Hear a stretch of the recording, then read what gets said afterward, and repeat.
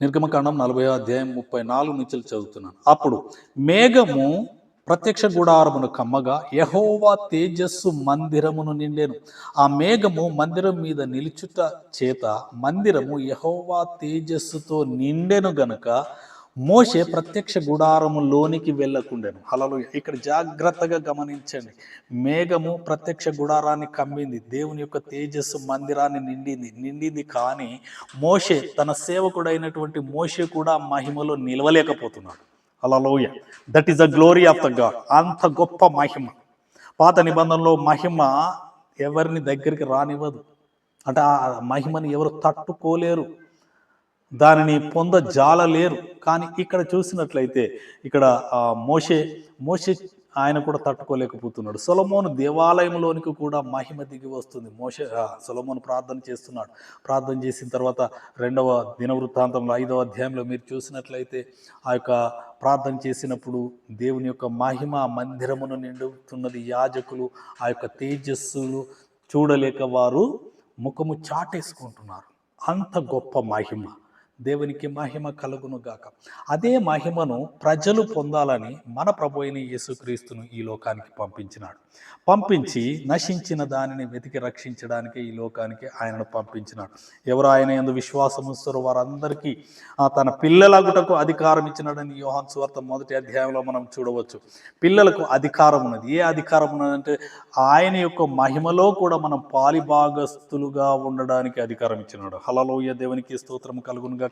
ఆ మహిమను గురించి పాత నిబంధనలో ప్రత్యక్ష గుడారంలోనికి దిగి వచ్చినాడు, మందిరంలోనికి దిగి వచ్చినాడు, అలాగే సీనాయి పర్వతం మీదకి దిగి వచ్చినాడు. కానీ నూతన నిబంధనలో చూడండి, అక్కడ మందిరాలలోనికి వచ్చిన ఇక్కడ మనలోనికే వస్తూ ఉన్నాడు. హల్లెలూయా. దేవునికి స్తోత్రము కలుగును గాక. ఇక్కడ చూడండి 3వ అధ్యాయం 16వ వచనం. 1 కొరింథీ 3వ అధ్యాయం 16వ వచనం. మీరు దేవుని ఆలయమై ఉన్నారనియు దేవుని ఆత్మ మీలో నివసించుచున్నాడని మీరు ఎరగరా. హల్లెలూయా. ఎవడైనా దేవుని ఆలయమును పాడు చేసిన దేవుడు వాని పని. దేవుని ఆలయం పరిశుద్ధమై ఉన్నది, మీరు ఆ ఆలయమై ఉన్నారు. ఈ ఆలయములో మానవుల హృదయం అనేటువంటి ఆలయముగా దేవుడు చేసి ఈ ఆలయంలోనికి తన మహా తేజస్సుతో దిగి రావాలని కోరుచూ ఉన్నాడు. హల్లెలూయా. దేవునికి స్తోత్రం. ఈ మహిమను మనం పొందుకొని మనము తేజరిల్లాలనేదే దేవుని యొక్క సంకల్పం అవుతుంటుంది. దేవునికి స్తోత్రం కలుగును గాక. అందుకని ఎవరు సమీపింపరాని తేజస్సు మహాకాశంలో ఆ యొక్క పరలోకంలో ఉన్నది. కానీ అదే మహిమను మనలో ఉంచాలని దేవుడు కోరుతున్నాడు. ఇంకొక మాట మీరు ఇక్కడ చూడవచ్చు. ఆ గొప్ప మహిమను మానవులు చూస్తే బ్రతకగలరా అంటే బ్రతకగలరు.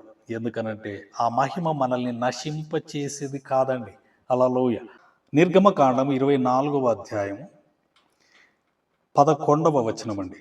10 నుంచి చదివితే మీకు అర్థమవుతుంది. ఇశ్రాయేలుల దేవుని చూచిరి, ఆయన పాదముల క్రింద నిగనిగలాడు నీలమయమైన వస్తువు వంటిది, ఆకాశ మండలపు తేజము వంటిది ఉండెను. ఆయన ఇశ్రాయేలులో ప్రధానులకు ఏ హానియు చేయలేదు. హల్లెలూయా. 70 మందిని మోషే ఏర్పరచుకున్న తర్వాత వారందరూ దేవుని దగ్గరికి వచ్చిన తర్వాత వారందరూ చూస్తున్నారు. దేవుని మహిమను చూసిన తర్వాత ప్రధానులకు ఏ హానియు చేయలేదు. ఎందుకంటే దేవుడు ఏర్పరచుకున్నాడు, దేవుడు పిలుచుకున్నాడు. హల్లెలూయా. అయితే సేవకులుగా మనం పిలువబడ్డాము. మనం ఆయన కుమారుడైనటువంటి యేసుక్రీస్తు రక్తము చేత శుద్ధీకరించి మనల్ని పవిత్రపరిచి ఆయన మహిమను మనలో ఉంచాలని దేవుడు కోరుతున్నాడు. దేవునికి స్తోత్రం కలుగును గాక. ఈ క్రమంలోనే ఆ యొక్క ముగ్గురు శిష్యులు పేతురు, యాకోబు, యోహానులను రూపాంతరపు కొండపైకి పిలుస్తాడు యేసు ప్రభు. పిలిచి అక్కడ తాను రూపాంతరము పొందుతాడు. హల్లెలూయా. రూపాంతరం పొందుతాడు.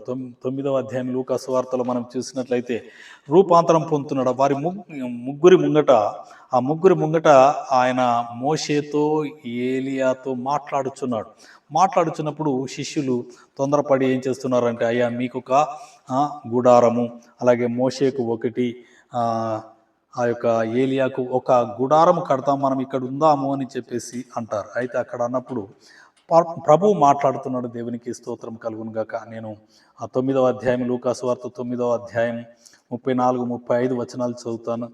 త్వరగా అతడు ఇలాగూ మాట్లాడుచుండగా, అతడంటే పేతురు మాట్లాడుచున్నాడు, మేఘం ఒకటి వచ్చి వారిని కమ్మెను. వారు ఆ మేఘములో ప్రవేశించినప్పుడు శిష్యులు భయపడిరి. మరియు ఈయన అంటే ఆ మేఘములో నుండి స్వరము వినబడుతుంది. ఈయన గురించి, ఈయన అంటే యేసుక్రీస్తు, ఈయన నేనేర్పరచుకొనిన నా కుమారుడు, ఈయన మాట వినుడి. హల్లెలూయా, దేవునికి స్తోత్రం. ఈయన మాట వినుడి అని చెప్పేసి అంటున్నాడు. ఆయన మాట వినాలి. మోషే మాట కాదు, ఏలియా మాటలు కాదు, ప్రవక్తల మాటలు, ఆ మోషే ధర్మశాస్త్రం అంతా నెరవేర్చడానికే యేసు ప్రభు వచ్చినాడు. ఫైనల్ ఫుల్ఫిల్మెంట్ ఏంటంటే యేసు ప్రభు మాట్లాడిన మాటలను మనం ధ్యానం చేయాలి. ఆయన మాటలను గురించి మనం ధ్యానించాలి, చదవాలి, మెడిటేట్ చేయాలి. దేవునికి స్తోత్రం కలుగును గాక. ఇక్కడ యేసు ప్రభు ఆ రూపాంతర కొండపైన ప్రభువు ఆ యొక్క పరలోకంలో ఎలా ఉండబోతున్నాడు అనేది స్పష్టంగా చూపిస్తున్నాడు. హల్లెలూయా, స్పష్టంగా చూపిస్తున్నాడు. ఆ మాట నేను ఇదే అధ్యాయం 9వ అధ్యాయం లూకాసు వార్త 29వ వచనం చదువుతున్నాను. ఆయన ప్రార్థించుచుండగా ఆయన ముఖ రూపము మారెను, ఆయన వస్త్రములు తెల్లనివై దగ్గ మెరిసెను. హల్లెలూయా, ఆయన ప్రార్థించుచుండగానే ఆయన ముఖము మారింది, ఆయన వస్త్రములు తెల్లగా దగ్గ మెరిసిపోతున్నాయి. ఆయన స్వభావ స్వరూపాన్ని తన శిష్యులకు చూపిస్తున్నాడు. చూపించి ఎవరికి చెప్పొద్దు అని అంటున్నారు. ఎందుకంటే అది ఒక ప్రత్యేకమైన ప్రత్యక్షత, అది అందరికీ కాదండి. దేవునికి స్తోత్రం కలుగును గాక. ఈ యొక్క సమయంలో ఈ యొక్క మహిమను మనం కోరాలి. ఈ మహిమ అద్భుత ఆశ్చర్య కార్యాలను జరిగిస్తుంది, మహా గొప్ప కార్యాలను జరిగిస్తుంది. దేవునికి స్తోత్రం కలుగును గాక. అయితే మనం అందరం కూడా ఆ మహిమ నుండి అధిక మహిమలోనికి హెచ్చించబడాలి. దేవునికి స్తోత్రం కలుగును గాక. యేసు ప్రభు దగ్గరికి ఒక స్త్రీ వచ్చింది. 12 సంవత్సరాల నుంచి రక్తస్రావము కలిగినటువంటి స్త్రీ యేసు ప్రభు దగ్గరికి వచ్చింది. వచ్చిన తర్వాత ఆయన దగ్గరికి వెళ్ళడానికి ఆమెకు అవకాశం లేనప్పుడు వెనక నుండి పరిగెత్తుకొని వచ్చి చివరకు ఆయన నేను అందుకోలేకపోతున్నాను, ఆ వెనక విరేలాడేటువంటి ఆ యొక్క వస్త్రపు చెంగును ముట్టుకున్నా నేను బాగుపడుదును అని చెప్పేసి విశ్వాసముతో వెళ్ళి ఆ యొక్క వస్త్రాన్ని ముట్టుకున్నది. ముట్టుకున్న తర్వాత ఏమి జరిగింది చూద్దాం. మార్కు సువార్త 5వ అధ్యాయం 29-30 వచనాలు. వెంటనే ఆమె రక్తధార కట్టెను గనుక తన శరీరములోని ఆ బాధ నివారణ అయినదని గ్రహించుకొనెను. వెంటనే యేసు తనలో నుండి ప్రభావము బయలు వెళ్ళలని తనలో తాను గ్రహించి, హల్లెలూయా, యేసు ప్రభులో నుండి ఏమి బయలు వెళ్ళిందండి? ప్రభావము. That is a glory, that is a power, that is a virtue. Hallelujah, ఆ యొక్క మహిమ, తేజస్సు కలిగినటువంటి ఆ యొక్క మహిమను ముట్టుకోగానే ఆ మహిమ ఆమె లోనికి ప్రవేశించి తనలో ఉన్నటువంటి ఆ అనారోగ్యతను ముట్టింది. హల్లెలూయా, దేవునికి స్తోత్రం కలుగును గాక.